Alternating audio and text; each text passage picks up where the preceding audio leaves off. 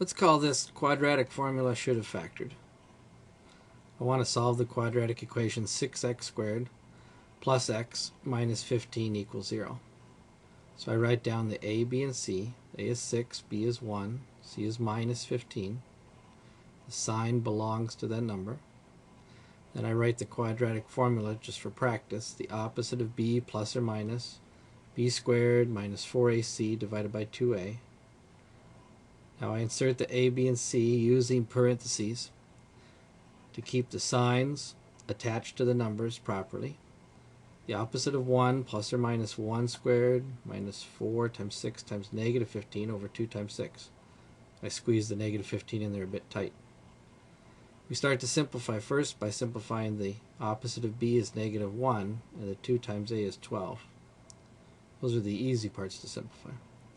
Then we look inside the square root and decide what two numbers we have there and whether we're going to add or subtract them. 1 squared is 1, and 4 times 6 times 15 is 360. Am I going to add or subtract these two? I have negative 4, positive 6, and negative 15. That's positive 360. I'm going to add them. Hopefully the square root of 361 is a perfect square. Yes, it's 19 times 19.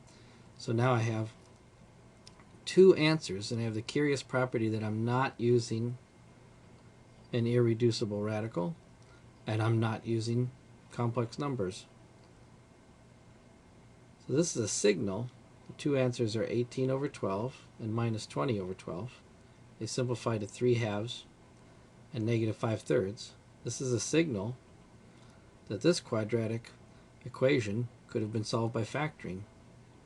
Notice that 2 times x minus 3 times 3 times x plus 5 is equal to 6x squared plus x minus 15.